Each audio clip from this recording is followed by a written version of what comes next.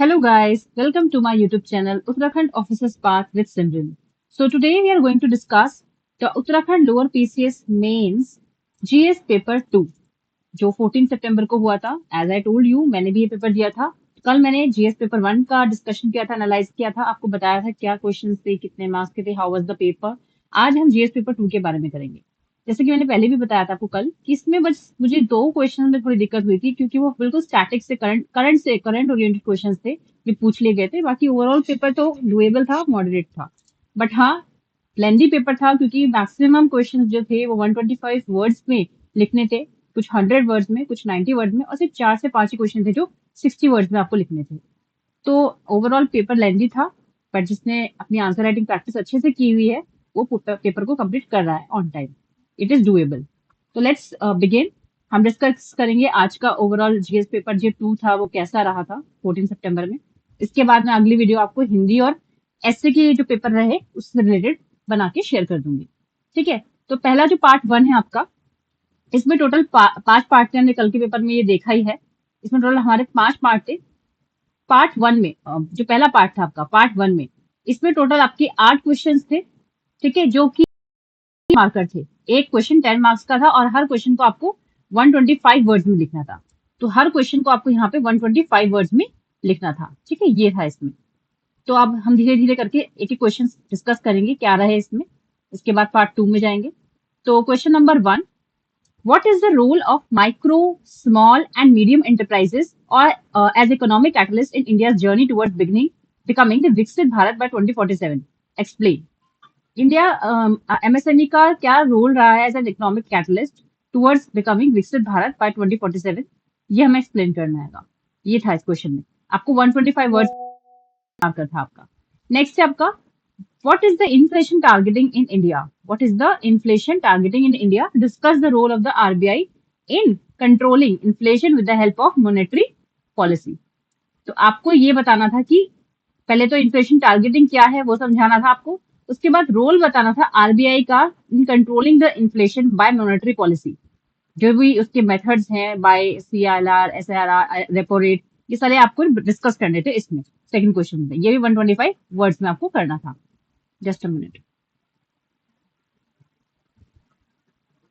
ठीक है, third question है, discuss the current status of the organic farming in Uttarakhand. Organic farming पे question था. आपको पता ही है उत्तराखंड के साथ आपका जो सिक्किम है वो फुल्ली ऑर्गेनिक स्टेट बन चुका है और लक्षद्वीप पहला यूनियन टेरिटरी बन गया है जो फुल्ली ऑर्गेनिक हो चुका है.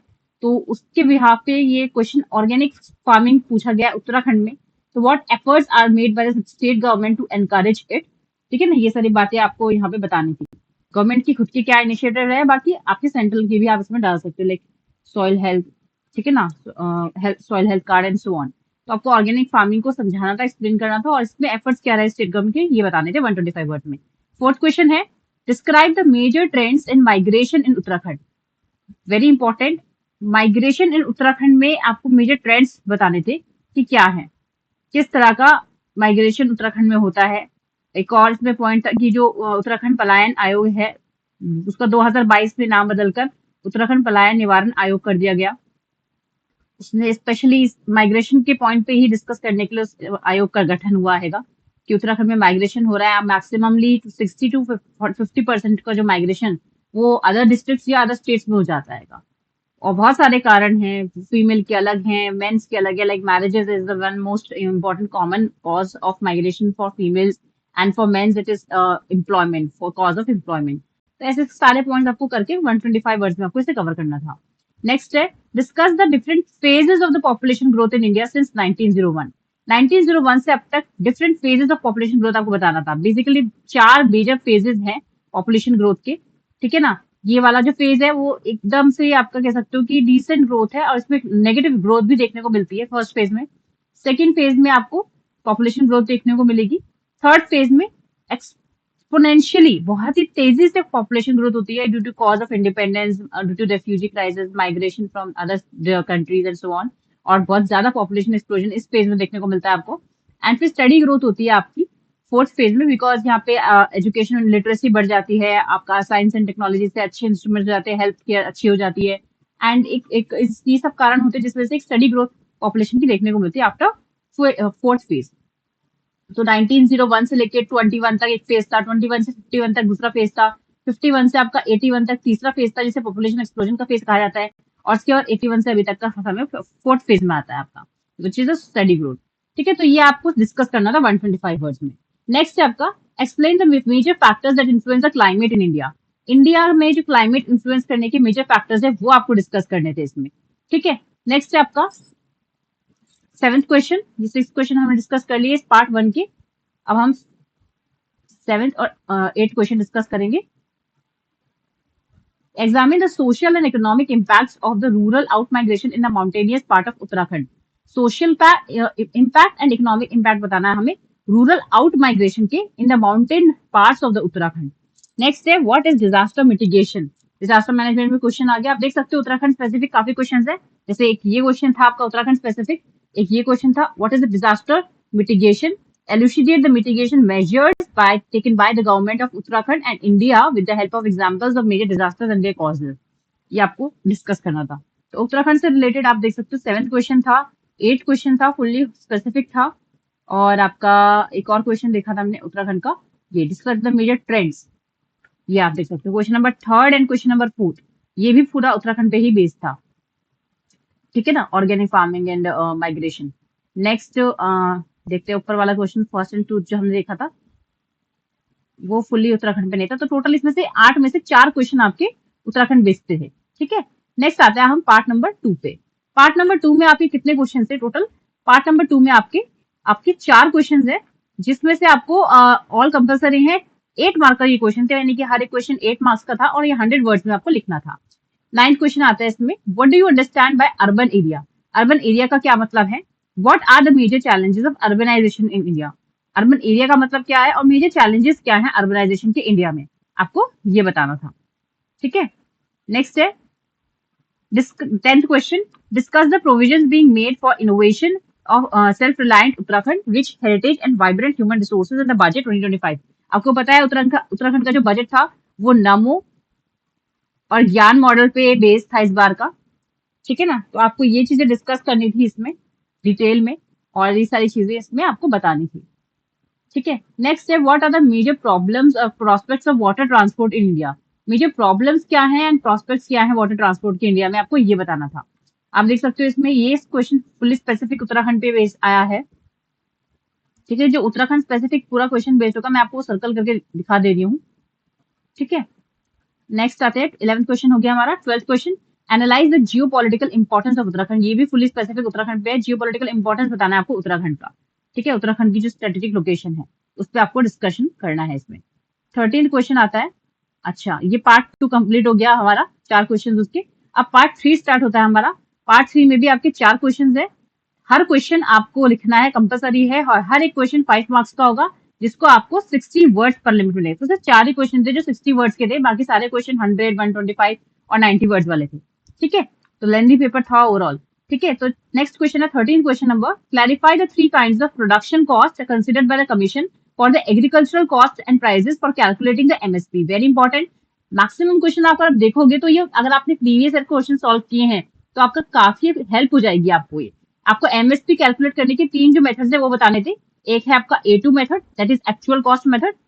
ठीक है, एक है आपका A2 plus FL method, actual cost plus family labour, जो एग्रीकल्चर में लगी हुई होती है, जो लेकिन मॉनेटरी कोई गेन नहीं होता है, तो वो मेथड है। दूसरा है A2 plus FL plus C2 या CL, कॉम्प्रिहेंसिव कॉस्ट, इसे बोलते हैं कॉम्प्रिहेंसिव कॉस्ट। तो बेसिकली तो जो एमएसपी है वो इन दोनों मेथड्स पे ही मेजर किए जाते हैं, लेकिन जो स्वामीनाथन कमीशन है उन्होंने ये अर्ज किया है, रिकमेंड किया है कि आपको जो एमएसपी है वो इस पे मेजर करना चाहिए, बिकॉज सारा कॉम्प्रिहेंसिव कॉस्ट को कंसिडर करता है, जो इरिगेशन में, फर्टिलाइजर में, मशीनरी में, लैंड का रेंट देने में, या फिर लैंड के कैपिटल में जो भी पैसा खर्च कर रहा है फार्मर, और पूरा फैमिली कॉस्ट वगैरह सब कुछ इसमें कवर हो जाता है, तो अच्छे से ही एमएसपी प्राइस फार्मर को दे पाता है।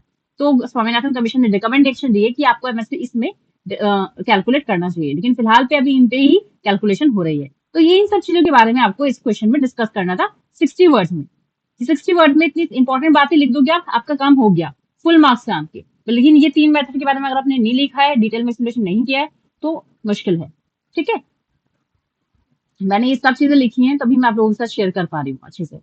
नेक्स्ट है 14 question, discuss the contribution of tourism to the economy. आप देख सकते हो, अभी ऊपर पढ़ा था हमने 12th क्वेश्चन, वो फुली बेस्ड था उत्तराखंड पे। 14 क्वेश्चन पे आ गया टूरिज्म बताना है उत्तराखंड की इकोनॉमी के बारे में। ठीक है ना, क्या इम्पैक्ट करता है उत्तराखंड स्टेट पे। तो आप उत्तराखंड जो टूरिज्म पॉलिसी है 2023 में आई थी, तो 2030 तक वैलिड है। उसके जो मेजर मेजर पॉइंट्स है आप वो बता दो कि ये 6.7% जीडीपी एसजीडीपी कंट्रीब्यूट कर रहा है इन फाइनेंशियल ईयर 2025-2026। 29 मिलियन से लेके जो टूरिस्ट पॉपुलेशन है वो 39 मिलियन पहुंच चुकी है फ्रॉम 2014 टू 2019। टूरिज्म पॉलिसी की जो मेन पॉइंट्स है वो लिख सकते हो, जिसमें की डिस्कशन करा गया है कि 10 100 पीपीटी प्रोजेक्ट्स को लाएंगे, 40,000 कुछ आईएनआर का इन्वेस्टमेंट करेंगे, 30 लाख लोग को एम्प्लॉयमेंट देंगे, जिसमें 30% वुमेन होंगी, 10 लाख पीपल को स्किल प्रोवाइड करेंगे। ये सारी चीजें आप इसमें बता सकते हो, और आप बता सकते हो कि कितना ये उत्तराखंड की इकोनॉमी को कंट्रीब्यूशन करेगी, लोकल इकोनॉमी को, लोकल जो पीपल है उनको एक एम्प्लॉयमेंट मिलेगा, एक एक्स्ट्रा सोर्स ऑफ इनकम मिलेगी। ये सब चीजें आप इसमें डिस्कस कर सकते हो इन 60 वर्ड्स। लेकिन ध्यान ये रखना है कि 60 वर्ड में ही आपको डिस्कस करना है। ठीक है, जो गिवन पेज है, जितना स्पेस दे रखा है, जितना टाइम है, उस लिमिट में आपको करना है। ये नहीं कि भावनाओं में आके अरे वाह ये तो मेरा प्रिपेयर्ड क्वेश्चन था, लेकिन वो 125 वर्ड में मैंने प्रिपेयर किया था, आपने वो सारा का सारा लिख दिया। नो, 60 वर्ड में ही करना है, इस चीज का भी ध्यान रखना करते हुए आपको। ठीक है, what is Sir Creek dispute between India Pakistan. अब ये क्वेश्चन मैंने कैसे सॉल्व किया था, मैंने इंडिया का मैप बनाया था। ठीक है, मैंने इंडिया का मैप बनाया था ऐसे करके पूरा यहाँ पे, और यहाँ पे दिखा दिया था कि ये वाला जो रीजन है ये था आपका सर्क्रीक डिस्ट्रीब्यूट। ये पाकिस्तान रीजन हो गया, ये अपना इंडिया हो गया, और जो ये गुजरात में जो कच्छ रीजन है यहाँ पे है सर्क्रीक, यहाँ पे है dispute between India and Pakistan. और फिर मैंने उसको एक्सप्लेन कर दिया था 60 वर्ड में। तो इससे क्या होता है, एक अच्छा इंपैक्ट पड़ता है। बहुत सारे लोग थे वहां पे जो मेंस का पेपर लिख रहे थे। अब जो आंसर चेक करेंगे हमारे, वो इतनी सारी कॉपीज लेके बैठेंगे, अगर ये थोड़ा सा अट्रैक्टिवनेस हमारे आंसर में नहीं दिखेगा, थोड़ा सा यूनिकनेस हमारे आंसर में नहीं दिखेगा, तो वो बोरियत की तरह सबको वैसे ही मार्क्स देता चले जाएगा। तो अपने आप आंसर को बाकियों से अलग थोड़ा सा हटके कैसे बनाना है, फ्लो चार्ट से, डेटा से, मैप से, इन सब चीजों से हम अपने आंसर को अच्छा बना सकते हैं। इसी को बोलते हैं मेंस आंसर राइटिंग प्रैक्टिस। ठीक है, और कुछ नहीं है इसमें, कुछ बहुत बड़ा तीर मारने वाला काम नहीं है। बस ये कि आप इतनी सारी कॉपियां पढ़ी है, तो अपनी कॉपी को कैसे अलग बनाना है, वो टेक्निक जो है आपकी मेंस में देखी जाती है। Which are the important factors of biodiversity loss in Uttarakhand. आप देख सकते हो 3 क्वेश्चन इस जो पार्ट है, पार्ट 3 में से 3 क्वेश्चन है पूरे उत्तराखंड से ही आए हैं एक तरीके से। ये वाला question, what are the important factors of biodiversity loss in Uttarakhand. बहुत सारे हैं, नेचुरल फैक्टर्स हैं, एंथ्रोपोजेनिक फैक्टर्स हैं। नेचुरल में आपका फॉरेस्ट फायर हो गया, लैंडस्लाइड्स हो गया, एंथ्रोपोजेनिक में आपका cloud burst and unsustainable construction हो रहा है, वो सब चीजें हो गई, वो आपके फैक्टर्स हो सकते हैं। ठीक है, नेक्स्ट है,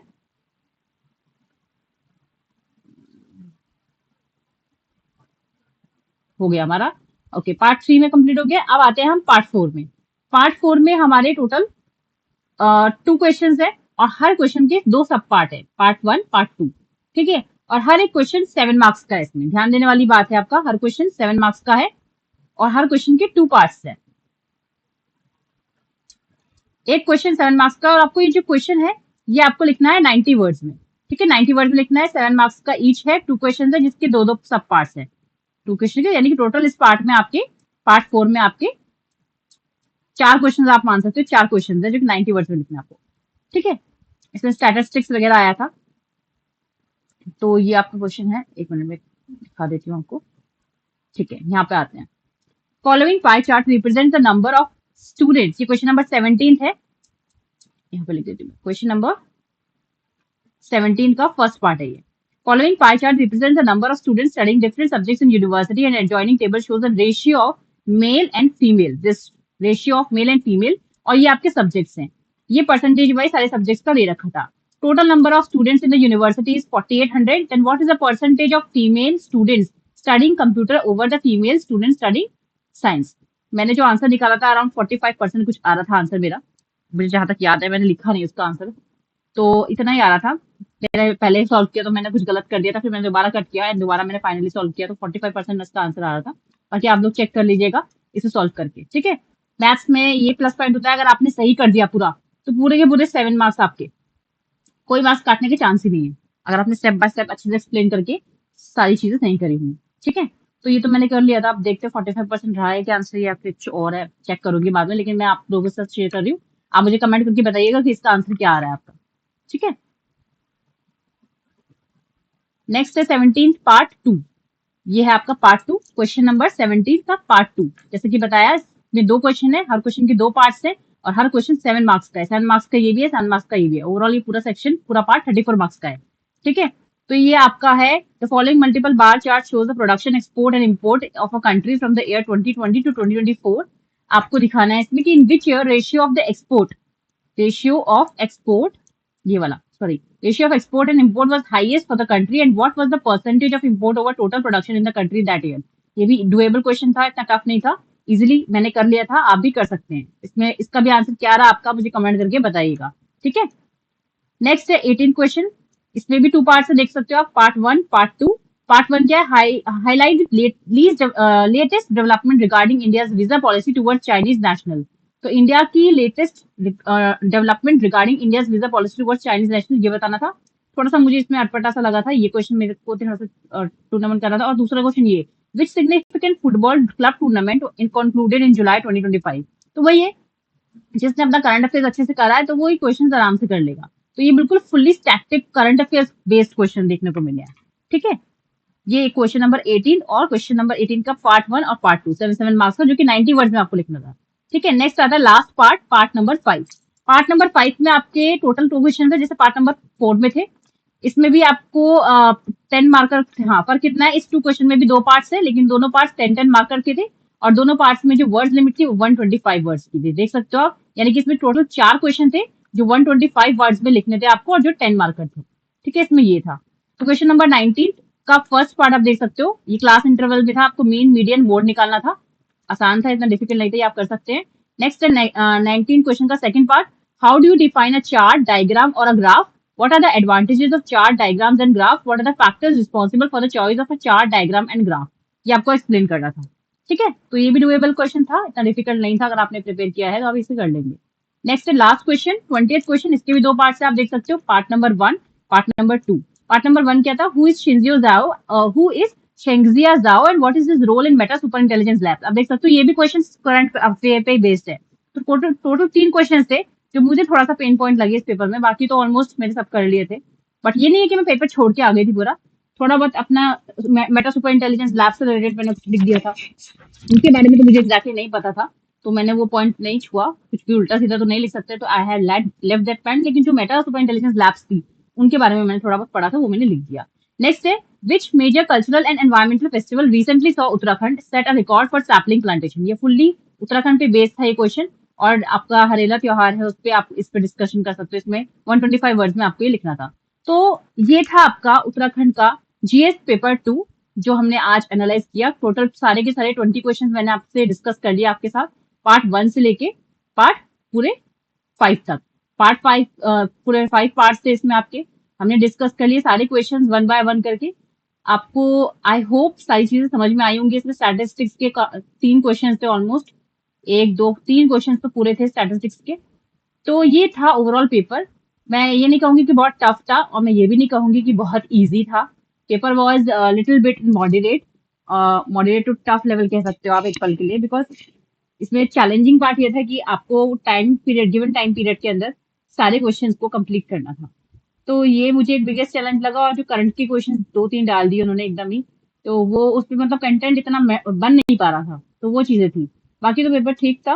अब आज मैं इतना ही रखती हूँ। आई होप आपको अच्छी लगी हो वीडियो। प्लीज अगर आपको मेरा जो इनिशिएटिव है हेल्प कर रहा है, तो please like, share and subscribe, क्योंकि आप लोगों से ही मुझे एनर्जी मिलेगी इसको कंटिन्यू करने की। मैं भी खुद एग्जाम्स दे रही हूँ, मैं भी खुद प्रिपरेशन कर रही हूँ। मैंने अपर पीसीएस का मेंस भी दिया फरवरी में, इस बार उसका रिजल्ट आना बाकी है। अभी इसका मेंस दे दिया है। एंड एक और गुड न्यूज, मैंने एसीएफ का जो एग्जाम दिया था प्रीलिम्स का, वो भी मेरा क्लियर हो चुका है। मैंने पोस्ट भी किया है अपने रोल नंबर, तो वो भी मेरा क्लियर हो गया। अब उसका भी मेंस होगा, नवंबर दिसंबर के अराउंड ही होगा। तो मैं भी एक तरीके से आप लोगों के साथ ही प्रिपरेशन कर रही हूँ, आप लोगों के साथ शेयर कर रही हूँ अपनी जर्नी को, ताकि अगर आप लोग मुझसे जुड़े हो तो मैं अपने लिए भी टाइम निकाल सकूं, और आपके लिए भी, आपको भी बेनिफिट दे सकूं अपनी पढ़ाई से, अपनी जो भी मैंने सीखा है एंड जो भी मुझे मिल रहा है। तो आप देख सकते हो ये मेरे रिजल्ट है, जो मेरा प्रमाण है आप लोगों के सामने। ये नहीं कि मैं कुछ भी ऐसे ही बोल रही हूँ आपके सामने, मैं इसलिए शेयर कर रही हूँ, इसलिए सब बता रही हूँ कि कोई ऑथेंटिक सोर्स ही है जो आपको ये सारी बातें बता रहा है और आपके साथ डिस्कस कर रहा है। तो believe in me, trust in मी, अगर मेरे से कोई भी आपको हेल्प की जरूरत है तो please comment me and share कीजिए मेरी वीडियो को एंड लाइक कीजिए। अब मैं आपको मिलती हूँ अगले वीडियो में। आपको हिंदी पेपर और जो आपका एसए का पेपर है वो एक साथ मैं आपको दिखा दूंगी, या फिर वन बाय वन करके मैं वीडियो बना दूंगी उस पे हम डिस्कस कर लेंगे। ठीक है, थैंक यू।